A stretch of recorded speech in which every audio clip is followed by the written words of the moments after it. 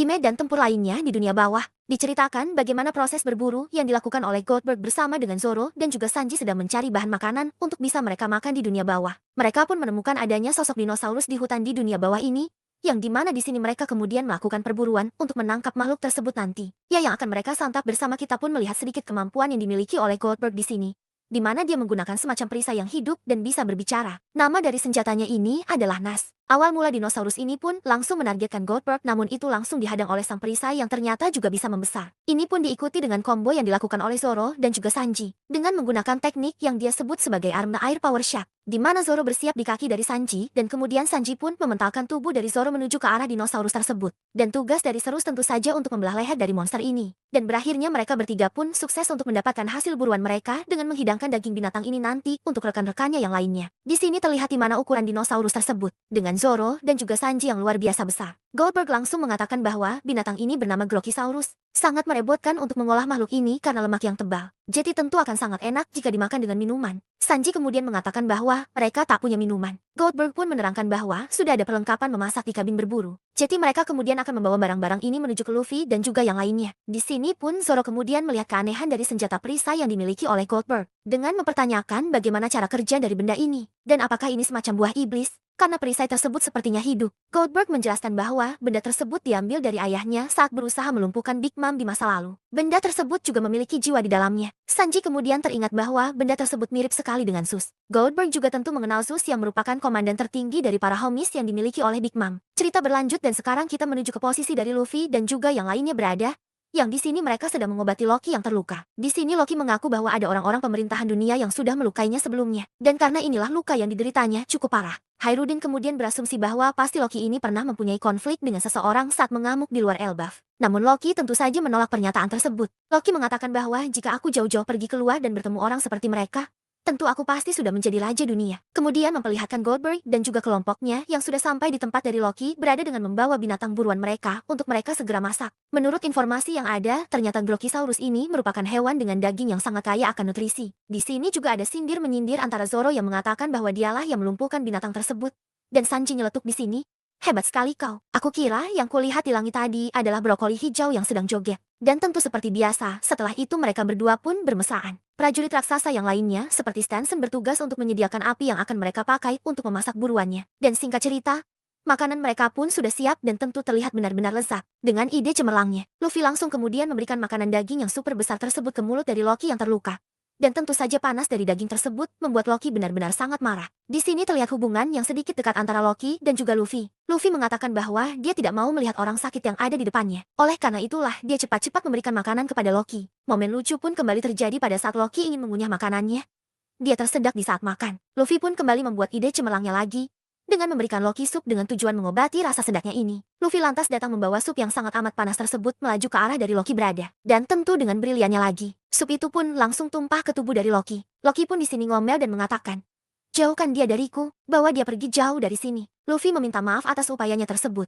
Namun Jet mengacungkan jempolnya pada Luffy. Sanji heran kepada Loki ini tentang apa yang sebenarnya dilakukan oleh orang ini sampai-sampai para raksasa semua membencinya. Berikutnya kepercakapan terkait dengan janji Loki kepada Luffy untuk memberikan informasi terkait dengan Akagami. Loki mau menepati janjinya tersebut, namun tentu saja Luffy masih belum menepati janji awalnya untuk melepaskan rantai yang berada di kakinya. Loki mengatakan bahwa dia sangat paham akan perasaan dari Luffy untuk saat ingin bertemu dengan Akagami. Dan tentu saja perasaan mengagumi seorang bajak laut saat masih kecil juga dia miliki. Luffy tentu bertanya, "Kau bicara seolah kau punya seorang yang kau kagumi juga sepertiku." Loki menjawab ya, dia juga punya bajak laut yang dia kagumi. Namun sayangnya saat itu Loki masih kecil. Berlanjut ke flashback dari Loki kecil, berada di sebuah tempat di mana dia menawarkan dirinya kepada seorang bajak laut untuk membawa dirinya berlayar ke lautan. Pria ini berkata bahwa, "Aku datang jauh-jauh ke sini bukan untuk bertemu bocah ingusan sepertimu, dan jangan buat aku mengulanginya lagi." Loki lantas menantang duel pria tersebut. Dan tentu saja hasil dari pertandingan mereka, Loki berlumuran cairan merah dengan pedang tertancap di tubuhnya. Si kuet ini terlihat bersama dengan Shirokige. Kita berlanjut-lanjut ke masa sekarang. Kita kali ini menuju ke kapal bajak laut prajurit raksasa baru, di mana di sini terlihat Dory dan juga Brogy membawa kapal Great Eyrick untuk menghancurkan beberapa monster ketakutan dari para anak-anak raksasa. Di sini juga terdapat monster Loki yang mendekati kapal mereka, dan momen inilah menjadi awal pembuka kemampuan dari tangan kiri Raja Bajak Laut yaitu Gaban. Gaban langsung menggunakan senjata kapaknya dalam menyerang monster Loki ini, dan itu pun membelah monster tersebut menjadi dua bagian. Gaban kemudian menerangkan bahwa untung saja makhluk-makhluk ini terlahir dari imajinasi anak-anak, Dan jika mereka monster sungguhan, maka mereka pasti jauh lebih kuat. Di sini kemudian Gaban merasakan masih ada 3 lagi dengan suara aneh yang dia dengar. Karena itu tidak mampu menyembunyikannya dari keberadaannya lagi. Seandainya Elbaf tidak aman, maka itu sama saja seperti akhir dari dunia ini. Sekarang kita beralih ke regu yang memadamkan api guna untuk menghentikan anak-anak raksasa menuju ke api yang berkobar tersebut di cabang nomor ke-8. Dengan api yang terlalu besar menyebabkan air yang digunakan oleh pihak damkar di sini tidak mempan untuk memadamkan kobaran api tersebut. Saul di sini kemudian memerintahkan para damkar untuk cepat memadamkan api tersebut karena di sini sudah terlihat anak-anak raksasa yang sedikit lagi sampai ke tempat itu. Di sisi yang lainnya, kita pun sudah melihat monster Fenrir berhasil dikalahkan oleh Saul. Situasi semakin mencekam karena regu damkar ini benar-benar kewalahan untuk memadamkan api tersebut dengan sumber daya mereka yang sangat minim. Kemudian di satu sisi yang lainnya, kita pun melihat para kesatria suci tentu saja bereaksi berbeda. Sangat puas akan hasil kerja mereka dengan anak-anak akan mati terbakar sampai hangus. Dan mereka akan terbangun karena kepanasan lalu menangis mencari orang tua mereka dengan wajah yang penuh kesakitan. Mereka akan berakhir menjadi tulang belulang dan dilahap api. Dan dalam kondisi yang mengerikan inilah pahlawan muncul membantu mereka dengan adanya air besar yang menuju ke arah dari api yang berkobar tersebut. Itu ternyata adalah ulah dari manusia ikan Jinbei yang menggunakan teknik Iponezioi. Jinbei sangat tepat waktu dan apinya pun berhasil untuk dipadamkan. Kondisi masih belum aman. Karena setelah api tersebut padam, para anak-anak raksasa ini masih berjalan menuju ke sebuah tempat. Beberapa para raksasa di sana pun memberikan ucapan selamat kepada regu damkar yang berhasil untuk memadamkan api. Namun para regu damkar tentu saja kebingungan karena bukan merekalah yang melakukan hal ini. Kolon kemudian berterima kasih kepada Jinbei terkait dengan hal tersebut. Dan dia juga mengatakan bahwa meskipun anak-anak raksasa di sekolahnya membencinya, mereka tetaplah teman-teman dari Kolon. Lalu bajak laut Kolon disambut oleh salah satu anggota kesatria suci yaitu Gunko yang sudah berada di depan kapal dari mereka. Gunko mengatakan, ternyata ada anak yang berada di luar sekolah dan ini tipe yang cukup gaduh. Akhirnya bentrokan terjadi. Cerita berlanjut dengan memperlihatkan kejadian lanjutan apa yang terjadi sebelumnya, yang memperlihatkan bajak laut Kolon yang diisi dengan beberapa kru bajak laut topi jerami, bertemu dengan seorang kesatria suci yang menghentikan mereka. Yaitu Gunko berada tepat di atas kapal mereka saat ini. Para bajak laut tepi jerami di sini tentu terkejut melihat ada seorang manusia lagi yang juga berada di negeri Elbaf ini. Dan mereka pun langsung mengatakan bahwa ini adalah salah satu penyusup yang sudah memasuki kastil Auru sebelumnya. Gunko ini adalah orang yang menculik anak-anak raksasa. Dan dia adalah penyusup dari ras raksasa yang ada di kastil dan menyerang para penjaga kastil tersebut. Gunko lantas menolak mentah-mentah kata-kata dari Nami yang mengatakan bahwa dia adalah ras manusia. Gunko menyebut dirinya adalah dewa. Reaksi pun terlihat saat Gunko mengatakan hal ini di mana Usop mengatakan, gaya bicaranya seperti Enel dan para naga langit yang lainnya. Sementara itu, Nami bilang bahwa apa urusan para dewa dengan anak-anak dari Elbaf. Di sini, Kolon juga menjelaskan bahwa anak-anak raksasa yang diculik oleh mereka adalah teman-teman sekolahnya. Dan dibawa kemana mereka sekarang. Di sini terlihat barisan dari anak-anak raksasa yang terus berjalan sambil tertidur, melewati api yang sudah sempat dipadamkan oleh Jinbei di cabang nomor ke-8. Di samping itu, kita juga melihat Frankie dan teman-temannya yang sudah berhasil untuk mengalahkan satu monster mengerikan milik anak-anak, yaitu sebuah awan petir. Di sini kemudian Gunko mengatakan bahwa akan lebih mudah kalau mereka semua bisa menculik anak-anak raksasa, namun dengan ukuran mereka yang sekarang super besar. Satu-satunya pilihan adalah membuat mereka berjalan sendiri, dan tugas bagi kita akan mengawal mereka lewat jalur paling tepat menuju ke Tanah Suci. Nami di sini ternyata sudah mengerti yang dikatakan Tanah Suci. Tentu saja adalah Mariejoa. Pada saat Gunko ini mengadakan Tanah Suci, semua kru bajak laut topi jerami ini terlihat panik, dan mereka meyakinkan bahwa seorang yang berdiri di depan mereka saat ini tentu saja adalah salah satu dari kaum naga langit. Namun di sini Usop menemukan sesuatu yang janggal dengan naga langit yang satu ini. Penampilannya sangat berbeda seperti apa yang mereka lihat sebelumnya dengan menggunakan helm dan juga pakaian yang aneh seperti layaknya astronot. Di sini Brook mengatakan bahwa mungkin saja orang ini lebih tinggi levelnya dari naga langit yang lainnya. Dan jangan-jangan dia adalah bagian dari kesatria suci. Gunko lantas kemudian memvalidasi pernyataan dari Brook tersebut. Di sini kemudian diperlihatkan Nami yang mencoba untuk menyerang salah satu anggota kesatria suci ini menggunakan petir Zeusnya. Nami menggunakan kemampuan yang bernama Thunder Shark Tempo. Kemampuan ini membuat Sus yang tadinya awan sekarang berubah menjadi seekor hiu dan melaju menuju ke arah dari Gunko berada. Namun serangan dari petir hiu tersebut pun tiba-tiba saja berbelok arah mengikuti arah panah yang diciptakan oleh Gunko ini. Petir hiu kemudian malah berbalik menyerang Nami dan petir hiu tersebut langsung menabrak tulang belulang milik Brook. Di sini pun ada kata-kata dari Gunko yang menarik. Dia mengatakan bahwa suatu hari dunia ini akan lenyap begitu saja. Atau setidaknya itu yang seharusnya terjadi. Namun sebagian dari manusia mengungkapkan ke seluruh dunia. Dia katakan dengan memperlihatkan beberapa karakter seperti Clover Olivier dan juga Dr. Vegapunk. Lanjut ke pertarungan. Kali ini anggota topi jerami yang lainnya yakni Usop mencoba untuk menyerang kembali Gunko. Usop yang seperti biasa menggunakan senjata ketapelnya menargetkan wanita tersebut dan peluru dari penembak cutu bajak laut topi jerami ini sukses mengenai tubuh dari anggota kesatria suci tersebut. Ledakan dari pelurunya ini pun tidak main-main. Ini hampir mengenai seluruh bagian dari tubuh Gunko yang seketika meledak dan menciptakan kabut tengkorak yang besar. Usop tentu terlihat puas lagi bahwa dia sudah bisa berhasil untuk menargetkan musuhnya dan dia berkata, Jangan kira kami takut pada naga langit dasar payah. Kita pun akhirnya diperlihatkan efek dari peluru yang diarahkan Usop ke tubuh dari wanita ini yang benar-benar mengerikan. Di mana tubuh dari Gunko separuhnya menghilang. Baru sebentar saja para aliansi ini senang. Tiba-tiba saja mereka pun dikejutkan dengan hal yang mengerikan. Di sini diperlihatkan tubuh dari Gunko beregenerasi super cepat dan bisa hidup kembali. Itu adalah sesuatu hal yang benar-benar aneh. Kata dari Usop, semua orang yang melihat hal ini tentu saja panik. Mengapa bisa tubuh yang tadinya sudah separuh menghilang akibat ledakan dari tembakan Usop, malah kembali bisa beregenerasi pulih dengan normal kembali. Gurko menyerang balik bajak laut ini dengan menargetkan Usop terlebih dahulu. Dengan melesatkan anak panahnya kembali ke arah dari Usop. Namun hal tersebut sempat dihentikan oleh Jinbei dan juga Brook. Di satu sisi juga kita melihat bagaimana adanya Dori Brogi dan juga para raksasa yang lainnya mencoba untuk menahan dan menghentikan monster buatan dari mimpi anak-anak raksasa ini. Mereka semua berhasil untuk menaklukkan beberapa di antara monster tersebut. Diperlihatkan juga Luffy dan Loki mempunyai kedekatan yang cukup menarik di dunia bawah. Mereka berdua terlihat kekenyangan dengan perut besar mereka. Kita kembali ke sisi dari Gunko yang bernarasi layaknya menghitung mundur sebuah pertempuran besar yang akan melibatkan seluruh dunia akan segera dimulai. Saat itu, tiba pihak manapun yang dipilih oleh para raksasa akan sangat menentukan arah peperangan ini. Dan disinilah terungkap alasan mengapa kesatria suci ini ingin menguasai pulaunya para raksasa ini. Tentu mereka ingin menargetkan raksasa yang akan menjadi aliansi mereka ke depannya. Untuk perang yang akan terjadi di masa depan yang melibatkan seluruh dunia. Gunko kemudian melanjutkan serangannya dan kali ini dia menargetkan Kolon dengan mengikat anak panahnya dan membawa bocah raksasa tersebut ke hadapannya. Serangan Gunko ini sempat direspon oleh Jinbei dan juga Brook dengan mencoba untuk menahan hal tersebut. Namun sayang sekali kemampuan dari mereka berdua kembali dibelokkan oleh anak panah dari Gunko yang menyebabkan serangan dari mereka berdua malah menyerang balik temannya sendiri. Gunko kembali menyerang Nami menggunakan kakinya. Usop yang mencoba peruntungannya kembali namun gagal dan berakhir dengan kepalanya disikat oleh lutut dari Gunko. Alhasil Kolon berhasil diculik oleh Gunko dan kru bajak laut jerami berhasil dibereskan. Kemudian di sini diperlihatkan para kesatria suci yang mencoba untuk berkomunikasi satu sama yang lainnya. Mereka bilang bahwa Elbaf ini memang punya jaringan komunikasi yang sangat terbatas. Sepertinya ada di titik-titik strategis di tiap desa. Kita pun melihat anggota kesatria suci yang lainnya beraksi kembali dan terlihat Chilingem di sini menargetkan guru-guru yang berada di sekolah Walrus. Dan dia berhasil untuk menghancurkannya, dan salah satu petarung yang terluka adalah kepala sekolah Walrus. Gillingham pun saat ini berada di pusat dari alat komunikasi yang berada di negeri Elbaf. Tepatnya itu adalah sebuah dandan musi raksasa yang berada di depannya saat ini. Setelah itu, Gillingham ini pun berencana untuk menggemakan pidato yang akan dia sampaikan. Namun sebelum itu, Summers menghentikannya dengan mengatakan, dia hampir selesai dengan tugasnya untuk menghancurkan salah satu raksasa yang lainnya. Lalu memperlihatkan Summers yang berhasil untuk menangani Jaguar di Saul, di mana tubuh yang dimiliki oleh Saul terluka sangat parah akibat beberapa duri yang ada di wilayah pertarungan mereka. Dan Summers pun membawa senjata berdurinya. Di balik rambut dari Saul, kita pun bisa melihat Robin dan juga Chopper menahan nafas mereka, sembari Saul memerintahkan mereka untuk tidak keluar dari sana. Saint Summers mentakkan, sekolah, perpustakaan, sudah cukup omong kosong ini, soal perdamaian dan belajar. Kalian ini adalah prajurit. Dulu para raksasa pernah mengguncang dunia ini dengan kekuatan brutal mereka, dan kalian akan jadi pasukan tentara bayaran kami. Jadi bukankah begitu Raja Harald? Harald dasar payah. Kali ini dia benar-benar mengacaukannya.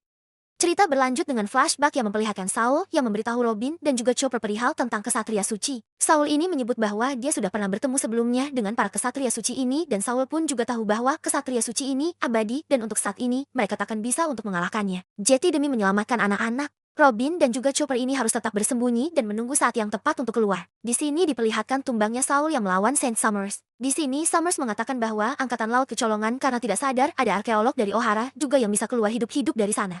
Yaitu Saul yang sekarang ada di Elbaf. Summers kemudian menanyakan kepada Gunko terkait dengan apa dia sudah selesai untuk mengikat bajak laut topi jerami. Dan dia kemudian merencanakan akan membawa beberapa kru dari Luffy ini ke Marijoa juga. Namun upaya ini langsung ditentang oleh Gillingham agar tidak memprovokasi Luffy dan sekarang hanya fokus untuk menjalankan misi mereka. Kita langsung diperlihatkan Usopp, Nami, Brook dan juga Jinbei yang sudah dikumpulkan dan juga diikat dengan perban yang dimiliki oleh Gunko. Mereka semua di sini mengoceh karena berani-beraninya para kesatria suci ini melakukan penculikan pada Kolon. Sementara itu, Jinbei pun berpikir tentang bagaimana cara mengatasi kemampuan regenerasi yang dimiliki oleh para kesatria suci. Dan terjadi momen pertemuan antara fans dan juga artisnya, yaitu Gunko yang melihat Brook. Gunko di sini terlihat menendang Brook dan berkata, "Kau akan mendedikasikan hidupmu dan membuat musik untukku dan kau milikku sekarang." Para kru bajak laut topi jerami pun terlihat kaget bahwa bisa-bisanya ada anggota kesatria suci yang menjadi penggemar berat dari Soul King. Di sini pun kita mendapatkan jawaban pertanyaan dari Gunko tersebut. Dia memohon maaf yang sebesar-besarnya bahwa kaptennya saat ini, Luffy si topi jerami telah memberikan kesempatan kedua dalam hidupnya dan sejak saat itulah,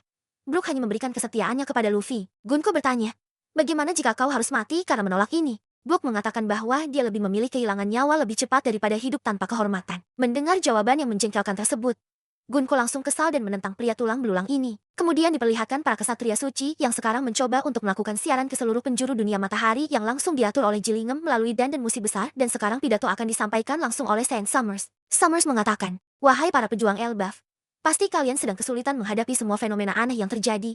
Dan tentu ini adalah semua ulah dari kami. Aku adalah belati dari tanah suci Marijoa, sang kesatria suci Summers. Saat ini kalian mungkin sudah menyadarinya, tapi saat ini kami sedang menculik 10 anak dari negeri ini dan kami sudah menumbangkan pria berjanggut oranye yang berusaha keras membebaskan anak-anak ini. Sederhananya, kalian dengan naif menganggap anak-anak itu akan tetap aman, tetapi kenyataannya mereka terus berjalan ke arah tujuan dari kami." Saat pidato Summers ini dikatakan, berbagai reaksi ditunjukkan oleh para penduduk Elbaf di sini. Terlihat adanya beberapa makhluk ketakutan anak-anak raksasa yang baru muncul kembali yang sedang mempersiapkan serangan mereka kepada para penduduk yang ada di sana. Di sini para raksasa ini menyerang beberapa tempat seperti desa pengrajin wilayah tenggara dunia matahari dan juga desa pemburu wilayah barat laut. Tidak hanya itu, transmisi juga tersambung ke kapal dari Dori dan juga Brogi, yang dimana mereka juga terkejut bahwa para penyusup ini sudah mengungkapkan diri mereka kepada publik. Diperlihatkan juga tumbangnya Saul yang diikuti dengan Summers yang berbicara berada di atas ular berduri. Para penduduk dan juga para guru di sana kemudian juga panik mendengar sudah terjadi sesuatu pada Saul. Di sini kemudian terdapat percakapan antara Enji dan juga Jilingem, di mana Jilingem ini menanyakan tentang nama dari anak-anak yang berjalan keluar sekolah tersebut.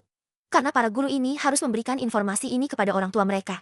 Karena sudah saatnya anak-anak tersebut bangun dari mimpi mereka. Kemudian di satu sisi terlihat kondisi yang dialami oleh para anak-anak raksasa yang terus berjalan mengikuti arah panah dan di sini terlihat mereka sudah sadar namun tidak bisa berhenti dari perjalanan mereka. Kemudian Kolon pun menjelaskan pada anak-anak ini bahwa mereka sekarang telah diculik oleh penyusup dan saat ini mereka tidak akan bisa berjalan sendiri ataupun pergi ke rumah mereka masing-masing. Setelah diberitahu hal tersebut tentu saja para anak-anak raksasa ini panik dan tidak sedikit dari mereka yang menangis namun di sini Kolon menjelaskan bahwa dia adalah seorang pejuang dan dia tidak akan membiarkan hal berbahaya terjadi pada mereka. Baru saja Kolon mengeluarkan pernyataannya tersebut, tiba-tiba saja anak-anak raksasa ini pun didekati oleh monster mengerikan berbentuk sapi dan juga hantu yang mendekati mereka. Beralih menuju ke kapal Great Eyrie. Di dalam kapal tampak panik setelah mereka mendengar tentang Saul yang telah dikalahkan. Mereka kemudian memutar balik kapal dan tujuan utama mereka tentu sekarang menyelamatkan anak-anak. Namun permasalahannya sekarang adalah, kapal mereka ini mengalami kebocoran dan beberapa dayung mereka pun patah. Kemudian ternyata mereka pun didekati oleh makhluk yang muncul dari rasa takut anak-anak.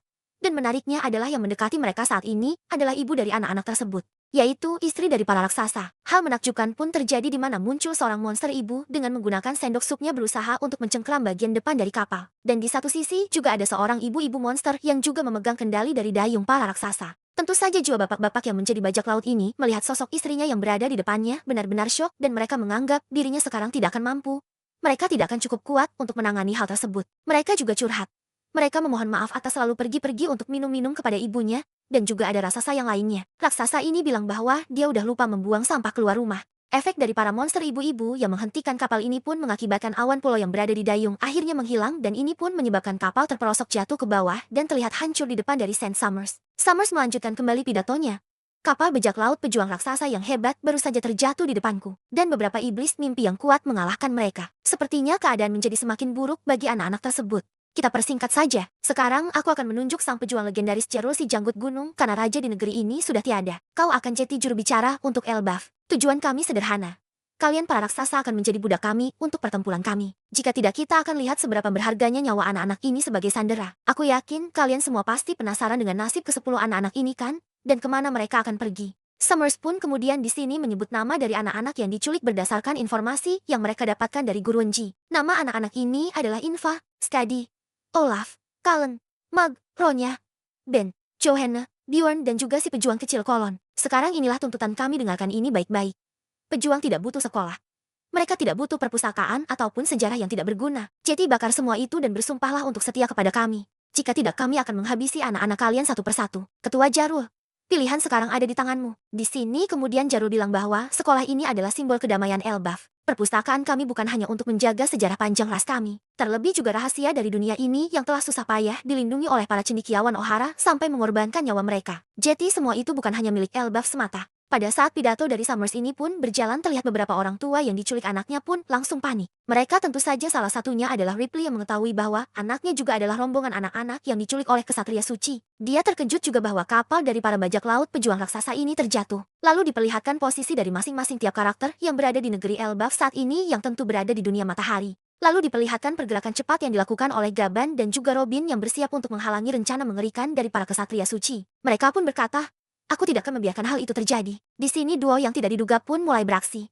Cerita berlanjut dengan memperlihatkan barisan dari anak-anak sekarang yang sedang menuju ke sebuah jurang karena mereka memang diarahkan oleh tanda panah milik Kunko. Terlihat ada seorang anak yang bernama Ronia mendapatkan giliran pertama yang akan terjun ke jurang tersebut. Anak ini pun terlepas dari barisan teman-temannya yang sudah menunggu giliran berikutnya. Teman-temannya merespon dengan berteriak bahwa dia akan segera jatuh ke jurang tersebut. Namun di sini, Ronia memperlihatkan ekspresi tertawa dan juga mengatakan bahwa tidak akan terjadi apa-apa dan tidak perlu untuk mengkhawatirkannya. Kita pun melihat panel bahwa Ronia sudah di ujung panah dan sekarang dia sedikit lagi akan keluar dari jalur dan melompat ke dalam jurang. Di samping itu, teman-temannya terus saja berteriak untuk meyakinkan Ronia ini agar kembali dan jangan jatuh ke sana agar tidak berada di alam kematian. Sementara di sisi yang lainnya, kita melihat para kesatria suci ini pun berbincang dan di sini Summers pun memberi pidato ke penjuru pulau bahwa bocah pertama akan siap untuk segera jatuh ke jurang dan dia pun juga memastikan akan suaranya terdengar oleh semua orang. Summers mengatakan bahwa jika dalam 30 detik Cheryl masih belum juga membuat sebuah keputusan, maka dia akan segera menjatuhkan anak pertama tersebut ke dalam jurang. Summers pun memerintahkan untuk segera mengatakan kepada guru-guru dengan harus membakar sekolah dan juga perpustakaan secepat mungkin. Tidak ada boleh buku yang dibawa keluar karena apa yang ingin kami hancurkan adalah budaya dan sejarah kalian. Para raksasa yang mendengar hal tersebut tentu bereaksi bahwa tentu saja hal yang akan dilakukan ini sangat gila dengan mempertaruhkan perpustakaan yang sudah menyimpan catatan yang diturunkan dari generasi ke generasi selama berabad-abad. Namun di satu sisi, para raksasa yang lainnya pun berkata bahwa nyawa lebih penting daripada apapun. Tentu saja kekisruhan ini makin menjadi jeti, karena yang jeti masalah mereka sekarang adalah tuntutan dari para kesatria suci. Namun keputusan harus tetap diambil dan apakah mereka akan tunduk saat ini ataupun tidak. Kemudian kita pun beralih ke Saul yang terlihat sudah tidak bergerak berkat pertarungannya melawan Summers dengan duri-durinya yang masih berada di badannya. Di sini ada Robin dan juga Chopper di tempat persembunyiannya melakukan perbincangan di mana Robin memerintahkan Chopper untuk tetap tinggal di sana. Sementara itu dia akan keluar karena sangat terlalu berisiko untuk menghadapi mereka. Sebelum kita bisa mengetahui apa kekuatan dari para kesatria suci saat ini, Robin pun mengatakan bahwa dia sudah tidak bisa mengendalikan emosinya lagi dan harus segera menghentikan hal mengerikan ini. Di satu sisi, kita melihat beberapa kru bajak laut, tapi Jeremy masih terlilit perban di depan dari Saint Summers yang masih berpidato. Di sini, Nami mengomel mengatakan bahwa penjahat terburuk pun tidak menjadikan anak kecil sebagai sandarannya. Beralih ke rombongan dari Frankie dan juga beberapa raksasa yang segera akan melakukan penyelamatan darurat untuk proses pengamanan anak-anak. Frankie sendiri juga bersama dengan Ripley dan juga raksasa seperti Dory dan juga Brogy. Mereka kemudian terpisah menjadi dua grup dan di sini grup pertama akan melawan monster-monster sedangkan yang lainnya akan menyelamatkan anak-anak. Grup kedua kemudian akan pergi ke rute nomor 8 dan membawa kapal Sval menuju ke tempat tersebut. Beralih kembali ke Robin dan kali ini dia sudah berada di dekat dari Summers dan upaya untuk melawannya pun akhirnya terjadi. Di mana di sini Robin mengeluarkan kemampuan buah iblisnya menyerang Summers dan mengenainya. Di sini teman-teman dari Nick Robin yang lainnya pun tentu kaget bahwa Robin terlihat sangat amat berani melawan para kesatria suci karena saat ini semua belum tahu tentang kekuatan mereka. Robin pun terlihat menekan leher Summers dan dia pun melakukan klan dan tubuh dan tulang dari Summers mengeluarkan suara kretak. Para kru bajak laut topi jerami yang terlilit perban merasa Robin sudah bisa untuk mengalahkannya karena terlihat dia sudah bisa mematahkan tulang dari kakek tua tersebut. Namun Robin tentu tahu bahwa orang-orang ini tidak bisa kehilangan nyawa dan sangat amat sulit untuk mengalahkan mereka sekarang. Di sini pun terlihat Summers yang sangat cuek dengan serangan dari Robin tadi dan bahkan dia kali ini kembali melanjutkan pidatonya. Summers berkata, waktunya tinggal 20 detik lagi sampai sandera pertama jatuh ke dalam jurang. Usopp yang melihat bahwa Summers setelah mendapatkan serangan dari Robin ternyata baik-baik saja mengatakan bahwa dia layaknya zombie. Pertarungan pun berlanjut dan kali ini Robin mencengkram tubuh dari Summers merekatkannya pada tubuhnya dan mereka pun terlihat terjatuh ke area bawah menjauhi kru bajak laut topi jerami. Di sini Summers pun berasumsi bahwa Robin ini mencoba untuk mengakhiri hidupnya dengannya. Dan tentu saja Summers ini tidak akan ingin ikut ke akhirat. Di sini kemudian Robin mengatakan bahwa dia tentu tahu kalau kesatria suci ini tidak akan bisa kehilangan nyawa dan dia juga adalah manusia duri. Namun jika duri-duri tidak terlihat itu menghilang, maka mereka bisa untuk menyelamatkan anak-anak. Summers menekankan ke Robin bahwa untuk melemparkan dirinya ke bawah itu